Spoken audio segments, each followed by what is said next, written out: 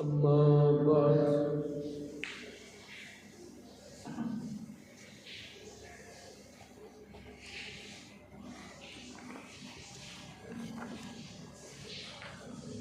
فأعوذ بالله من الشيطان الرجيم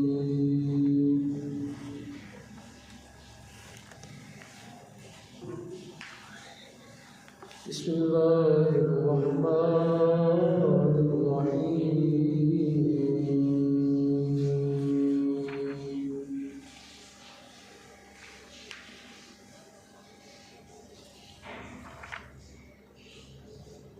قال الله تبارك وتعالى في القرآن المجيد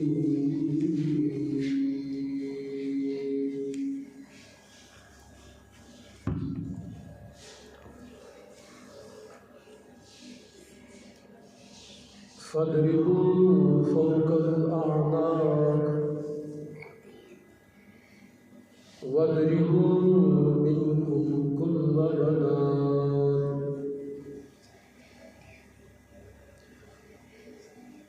ذلك بأنهم شاقوا الله ورسوله ومن يشاقق الله ورسوله فإن الله شديد العقاب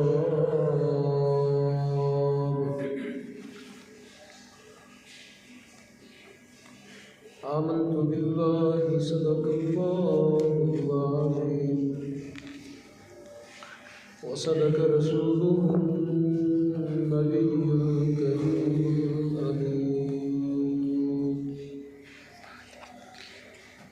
إن الله وملائكته يصلون على النبي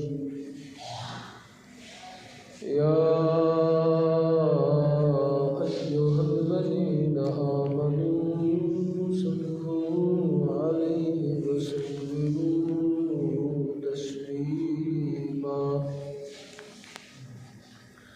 سارے درود و الصلاة والسلام عليك يا سيدي يا رسول الله وعلى آلك يا أصحابك يا سيدي يا حبيب الله الصلاة والسلام عليك يا سيدي يا رسول الله وعلى آلك وأصحابك يا سيدي يا حبيب الله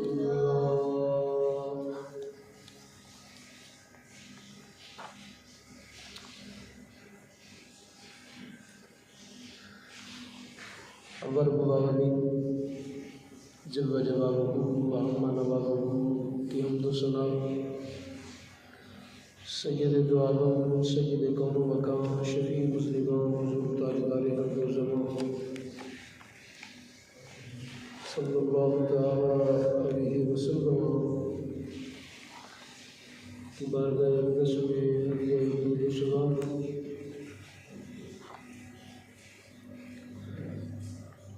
خداوند قدوس کی بارگاہ میں دعا ہے ہم سب کا پروردگار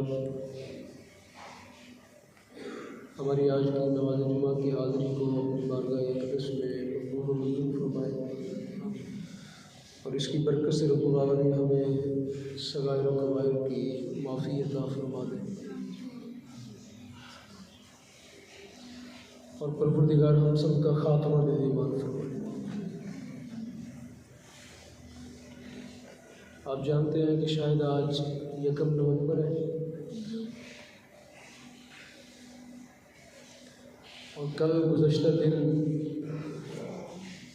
31 अक्टूबर था।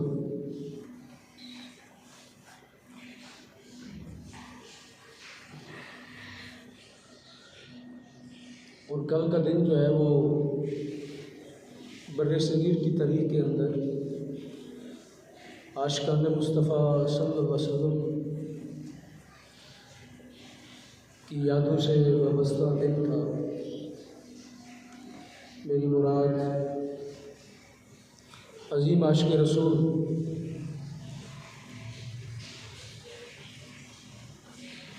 हज़रत गाज़ी इल्मुद्दीन शहीद रहिमहुल्लाह ताला का कल यौम शहादत था। कल के दिन उनको फांसी दी गई 1929 पाकिस्तान बनने से पहले 31 अक्टूबर 1929 को उन्हें तख्ता-ए-दार के ऊपर चढ़ाया गया। अब गाज़ी इल्मुद्दीन शहीद का जिक्र आप जानते हैं, ये किस निस्बत से होता है, क्यों होता है, गाज़ी साहब को वो क्यों जानते हैं, ये बातें आप जानते हैं कि गाज़ी साहब का कारनामा क्या था। वरना गाज़ी साहब पता है कितनी उम्र में शहीद हुए? माज़ 21 साल की उम्र में। 1908 में उनकी पैदाइश है और 1929 के अंदर उनकी क्या है शहादत है। 21 साल का लड़का माज़ मिंबर के ऊपर बैठ के ज़माना उसको याद कर, 21 साल का नौजवान हो, अल्लामा इकबाल उसके कब्र में बैठा हो, 21 साल का नौजवान हो, पीर जमात अली शाह उसके पाँव चूमे। बात तो है ना, कोई काम तो किया ना, काम किया होगा ना, शायद उसने कोई कारनामा होगा उसकी ज़िंदगी का, कोई बहुत बड़ी कोई कुर्बानी पेश की होगी कि पीर जमात अली शाह साहब जैसा सैयद ज़ादा बुढ़ापे के आलम में अपनी पगड़ी उतार के कहता है मुस्तफ़ा करीम की बारगाह में मेरी भी जान, मेरा भी सलाम अर्ज़ करो।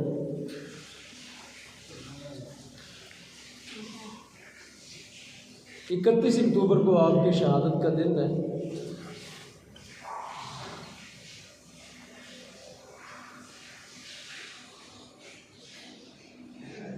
शायद 29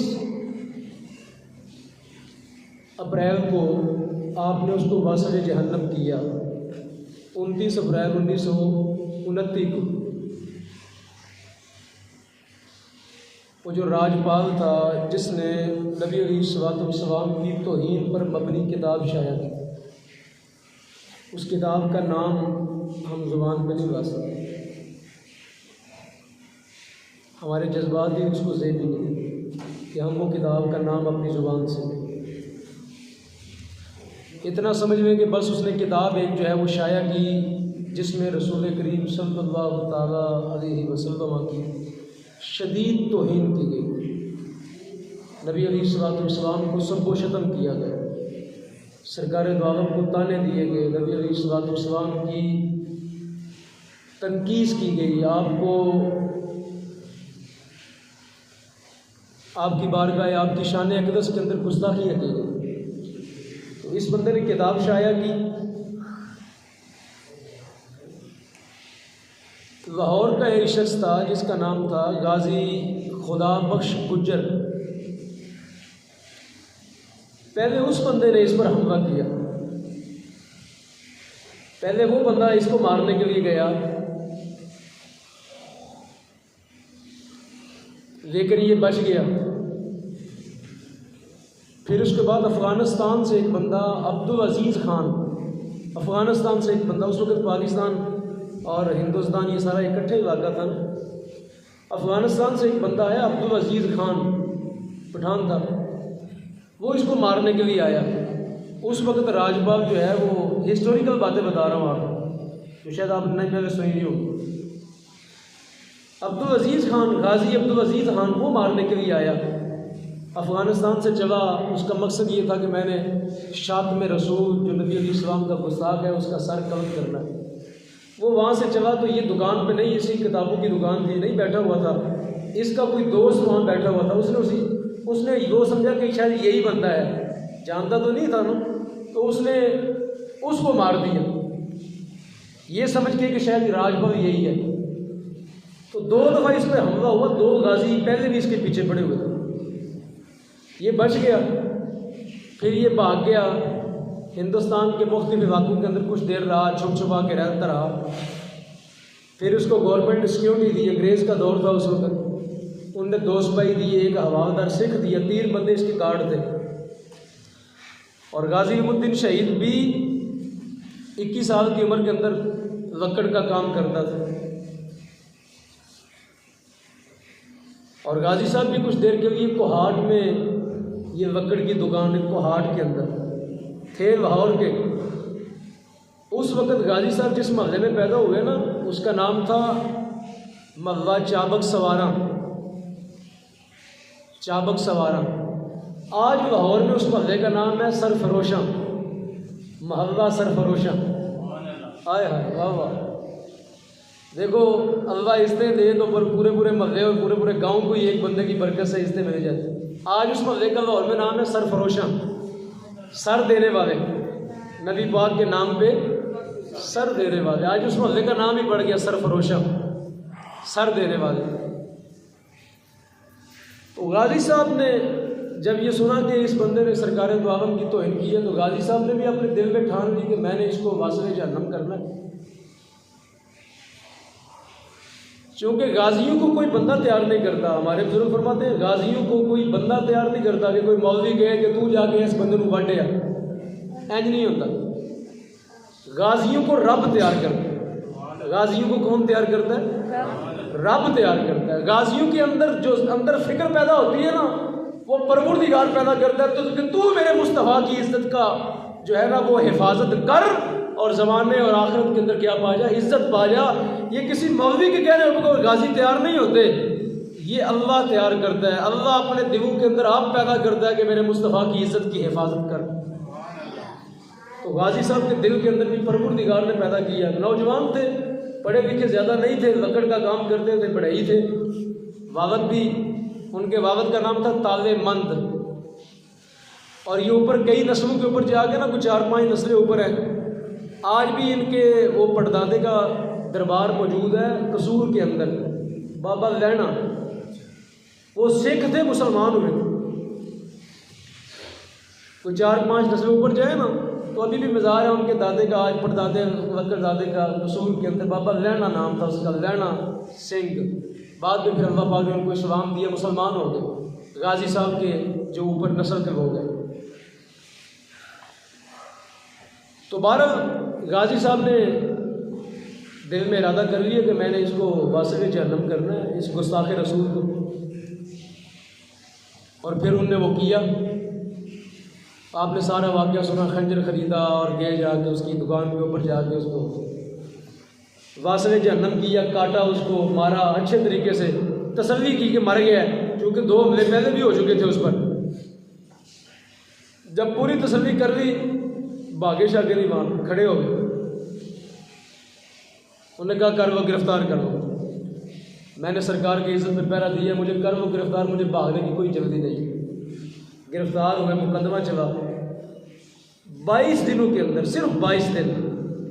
29 اپریل کو یہ واقعہ ہوا، 21-22 جنوری مئی کو سیشن کورٹ نے، جو نیچے والی کورٹ ہوتی ہے مجسٹریٹ کی کورٹ نے، سیشن کورٹ نے 22 دنوں کے اندر مقدمہ چلا کے سزائے موت بھی دے دی۔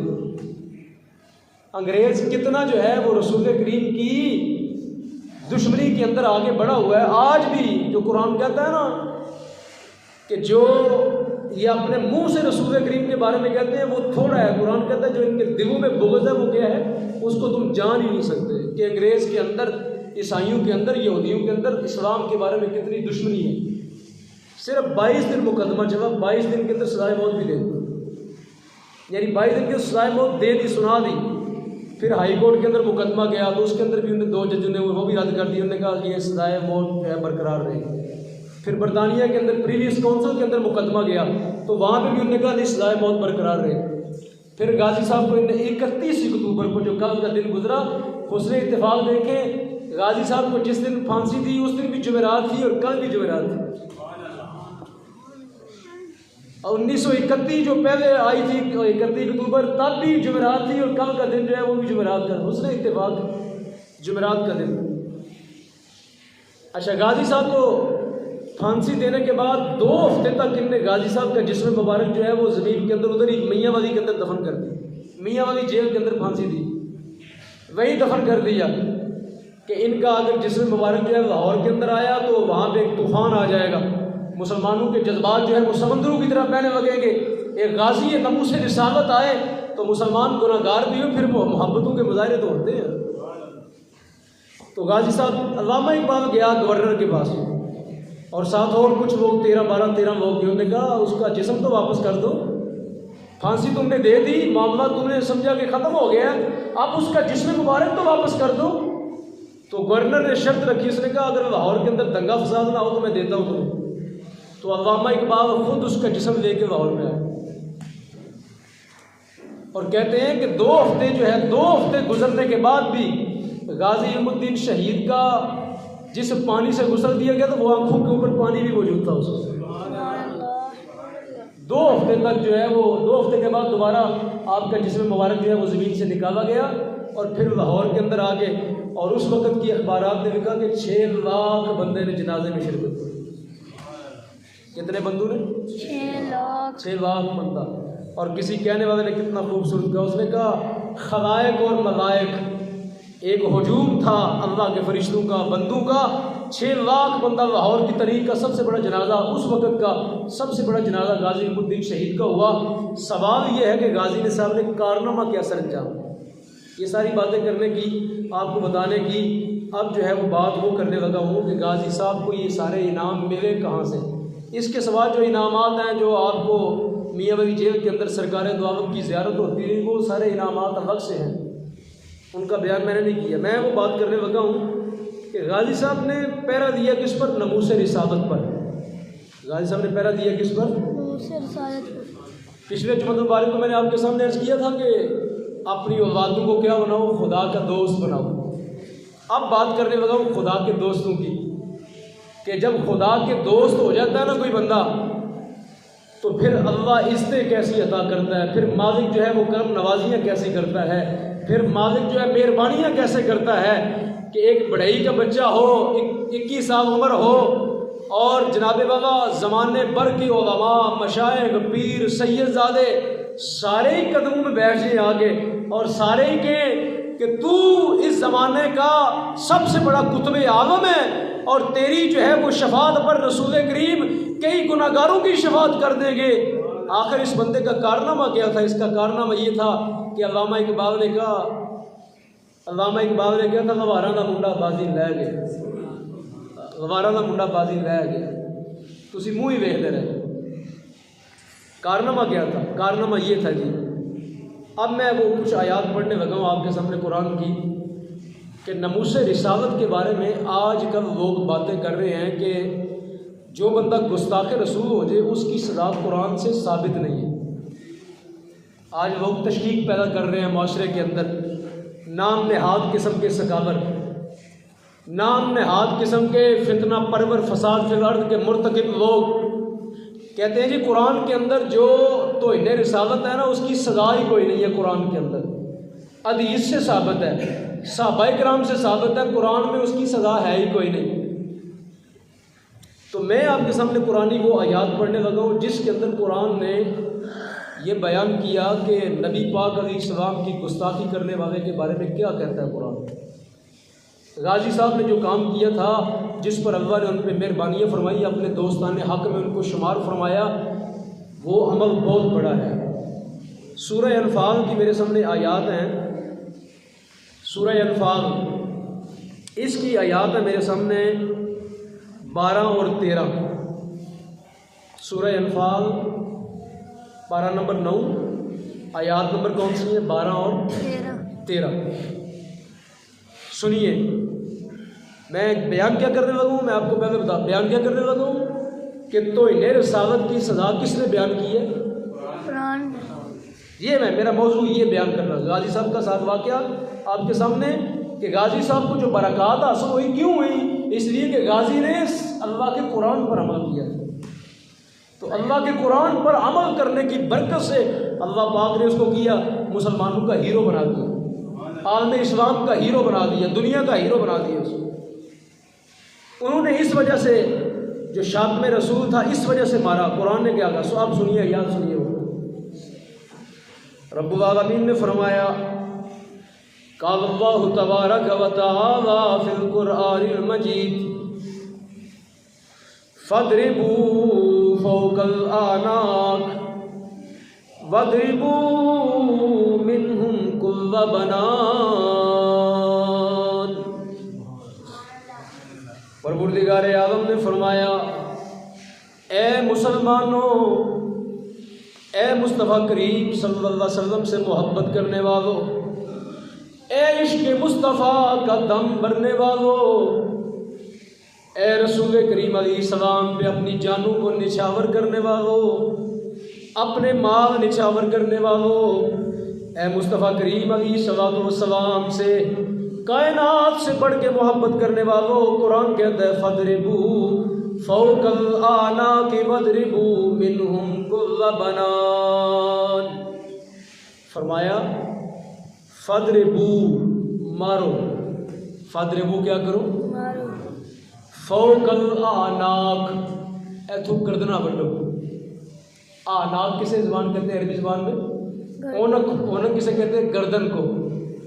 فرمایا فَاضْرِبُوا فَوْقَ الْأَعْنَاقِ، فرمایا گردنے کاٹو۔ کیا کرو؟ گردنے کاٹو، گردنے کاٹو۔ اب یہ چیزیں لوگ بیان کرتے بھی ڈرتے ہیں اور سنتے بھی لوگ ڈرتے ہیں، لیکن قرآن ہے، تیرے اور میرے چھپانے سے چھپ جائے گا، اللہ کا قرآن بھی چھپ جائے گا۔ میں بیان نہیں کروں گا تو کوئی اور اللہ کا بندہ بیان کرے گا۔ قرآن بیان کرنے سے نہ تو یہ چھپے گا اور نہ چھپا سکتا ہے اس کو کوئی۔ قرآن کہتا ہے فَاضْرِبُوا فَوْقَ الْأَعْنَاقِ، قرآن کہتا ہے گردنے کاٹو۔ وَاضْرِبُوا مِنْهُمْ كُلَّ بَنَانٍ، قرآن کہتا ہے ایک ایک پورا کاٹو۔ کیا کرو؟ ایک ایک اے پورا ہوتا ہے، اے گنڈا جڑیاں نے انگلاں دیاں، اینو کی کہتے ہیں؟ بنان، عربی زبان جس میں کیا کہتے ہیں؟ بنان، پورا۔ قرآن کہتا ہے ایک ایک پورا وڈو، صرف گردن نہیں وڈو، قرآن کہتا ہے ایک ایک پورا کاٹ کے رکھ دو، مطلب ایک قیمہ کر دو۔ مطلب یہ کہ گستاخ رسول ہو، رسول کریم علیہ السلام کا گستاخ ہو تو قرآن کہتا ہے معافی کوئی نہیں ہے اس کو۔ فَاضْرِبُوا فَوْقَ الْأَعْنَاقِ، قرآن کہتا ہے گردن کاٹو۔ وَاضْرِبُوا مِنْهُمْ كُلَّ بَنَانٍ، قرآن کہتا ہے ایک ایک پورا کاٹو۔ کیا کرو اس کا؟ اس لیے کہ اس نے کائنات میں وہ جرم کیا ہے جس جرم کی معافی کوئی نہیں۔ باقی جرموں کی معافی ہے، گستاخ رسول کو معافی بھی کوئی نہیں۔ باقی جرموں کی توبہ ہے، یاد رکھو گستاخ رسول کے بارے میں یہ لکھا گیا کہ اس کی توبہ بھی قبول نہیں ہے جو رسول اللہ کی گستاخی کرے۔ کیوں؟ اس لیے کہ رسول اللہ کی گستاخی کرنا پورے دین کی توہین کرنا ہے۔ قرآن بھی کس پہ کھڑا ہے؟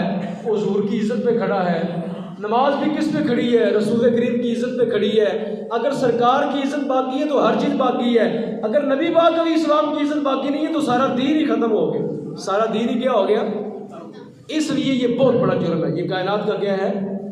اب میں آگے پڑھ کے سناتا ہوں، آپ پریشان نہ ہو، پریشان نہیں ہونا کسی بندے نے کہ یہ کیا مولوی صاحب کیا بیان کر رہے ہیں۔ ہاں جو سچی بات ہے وہ کرنی پڑے گی۔ آگے قرآن کہتا ہے یہ کیوں ایسا کرو، گردن کاٹو، پورے کاٹو، یہ کیوں ہے؟ اتنی ڈاٹی سزا کیوں ہے؟ پہلے قرآن کہتا ہے گردن کاٹو، پھر قرآن کہتا ہے ایک ایک پورا کاٹو، ایک ایک پورا جو ہے اس کا کاٹ دو۔ سنو قرآن کہتا ہے ذالک بأنہم شاقوا اللہ ورسولہ۔ آگے 13ویں آیت، 12ویں آیت پڑھی، اب 13ویں آیت پڑھنے لگا۔ سورہ انفال، کون سی سورت ہے؟ سورہ انفال۔ قرآن کہتا ہے ذالک بأنہم شاقوا اللہ ورسولہ۔ قرآن کہتا ہے اس لیے کہ اس بندے نے اللہ اس کے رسول کی مخالفت کی ہے۔ اس بندے نے کیا کی ہے؟ اللہ اس کے رسول کی کیا کی ہے؟ شاق لفظ کون سا ہے جس کا ترجمہ کر رہا ہوں؟ شاقو لفظ کیا ہے؟ اس کا ترجمہ ہے کہ اس بندے نے اللہ اس کے رسول کی مخالفت کی ہے۔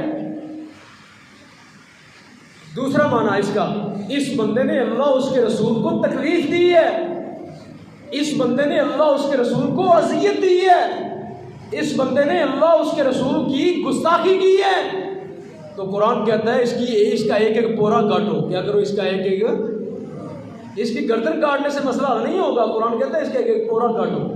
آگے سنو، وَمَن يُشَاقِقِ اللَّهَ وَرَسُولَهُ، قرآن کہتا ہے جو اللہ اس کے رسول کو اذیت دیتا ہے، جو اللہ اس کے رسول کی مخالفت کرتا ہے، جو اللہ اس کے رسول کی گستاخی کرتا ہے، فَإِنَّ اللَّهَ شَدِيدُ الْعِقَابِ، قرآن کہتا ہے اللہ پاک اس کو شدید عذاب دینے والا، اس کو کیا کرنے والا ہے؟ شدید. تو یہ سورہ انفال کی 2 آیات میں نے پڑھی آپ کے سامنے. کون کون سی آیتیں؟ 12 نمبر اور 13 نمبر. اس کے اندر کیا بیان کیا گیا کہ جو اللہ تعالیٰ کو اور اس کے رسول کو کیا کرے؟ اذیت دے. کیا کرے؟ تکلیف دے، ان کی گستاخی کرے، ان کی مخالفت کرے، تو قرآن کیا کہتا ہے؟ اس کی گردن کاٹو، اس کے پورے بھی کاٹو. اس کی گردن کاٹو، کیا کرو؟ اس کے پورے بھی کاٹو. آپ کو سمجھ آ گیا یہ کتنا شدید جرم ہے؟ کائنات میں جرم ہیں اور بھی بڑے ہیں. چوری ہے، اس کے بارے میں قرآن نے کہا ہاتھ کاٹو. ٹھیک ہے نا؟ قصاص ہے، اس پہ قتل کرو. ایک بندہ کسی کو مارتا ہے تو اس کے لیے حکم یہ ہے کہ قصاص ہے، اس کو بھی قتل کرو. لیکن تو انہیں رسالت ایسا جرم ہے، قرآن کہتا ہے یہاں سے بھی کاٹو اور ایک ایک پورا بھی کاٹو. اس کا کیا کرو؟ ایک ایک پورا بھی کاٹو. اس نے بہت بڑا جرم کیا ہے. اس نے اتنا بڑا جرم کیا ہے کہ یہ کائنات کا سب سے بڑا جرم. آگے سنیں، دوسری آیت سنیں. اب بیٹی سورۃ النساء. کون سی ہے؟ سورہ نساء. 12 نمبر کون سا ہے جی؟ 5. 12 نمبر 5. اس کی آیات سنیں. وہی لفظ ہیں جو ادھر لفظ تھے، وہی لفظ ادھر بھی ہیں. پروردگار اعظم نے فرمایا وَمَن يُشَاقِقِ الرَّسُولَ، ادھر بھی یہی لفظ ہے نا، ادھر بھی یہ وَمَن يُشَاقِقِ اللَّهَ، وہی لفظ ادھر ہے سورہ انفال کے اندر، اور وہی لفظ ادھر ہے کس میں؟ سورہ نساء میں. بولو یار، سورہ نساء. قرآن کہتا ہے وَمَن يُشَاقِقِ الرَّسُولَ، جو رسول اللہ کی مخالفت کرے، جو رسول اللہ کو اذیت دے، جو نبی پاک علیہ السلام کی توہین کرے، جو نبی پاک کی گستاخی کرے. قرآن کیا کہتا ہے؟ مِن بَعْدِ مَا تَبَيَّنَ لَهُ الْهُدَىٰ، قرآن کہتا ہے جب اس پر ہدایت واضح ہو گئی، جب اس کو پتہ چل گیا کہ یہ حق ہے اور یہ باطل ہے، یہ اسلام ہے اور یہ کفر ہے.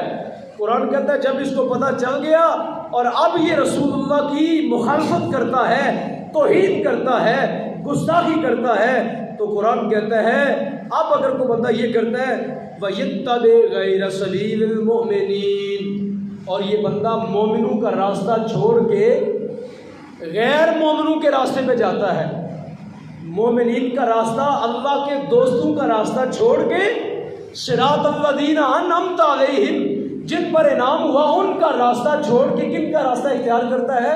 توہین کرنے والوں کا راستہ، گستاخوں کا راستہ اختیار کرتا ہے، مخالفت کرنے والوں کا راستہ اختیار کرتا ہے، اللہ کے دوستوں کا راستہ چھوڑ کے اللہ کے دشمنوں کا راستہ اختیار کرتا ہے.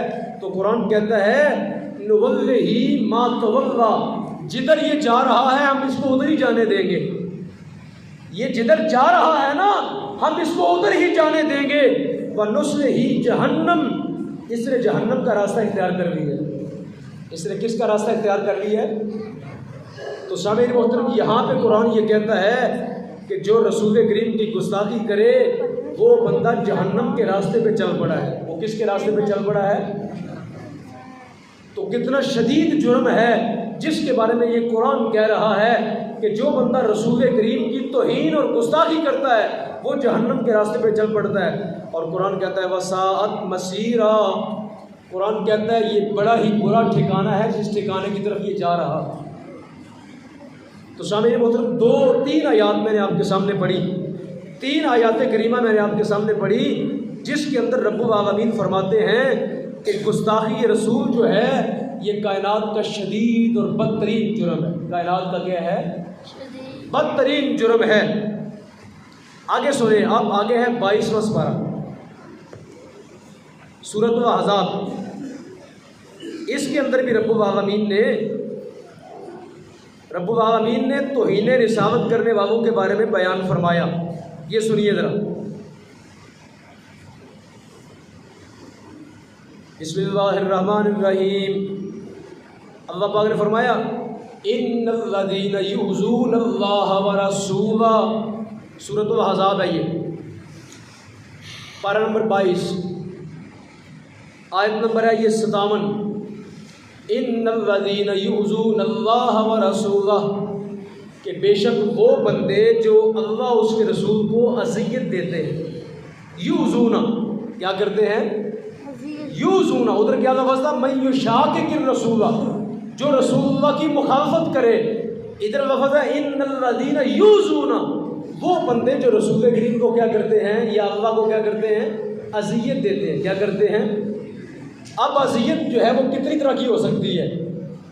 زبان کے ساتھ بھی بندہ کسی کو اذیت دیتا ہے، بندہ اپنے فعل کے ساتھ بھی کسی کو اذیت دیتا ہے، بندہ چیز دیکھ کے بھی کیا کرتا ہے؟ کسی کو اذیت دیتا ہے، بندہ اشارہ کر کے بھی کسی کو کیا کرتا ہے؟ اذیت دیتا ہے، بندہ کنایے کے ساتھ بھی کسی کو کیا کرتا ہے؟ اذیت دیتا ہے، بندہ کارٹون بنا کے بھی کیا کرتا ہے؟ کسی کو بتاؤ، کارٹون بنا کے کسی کو اذیت دی جا سکتی ہے؟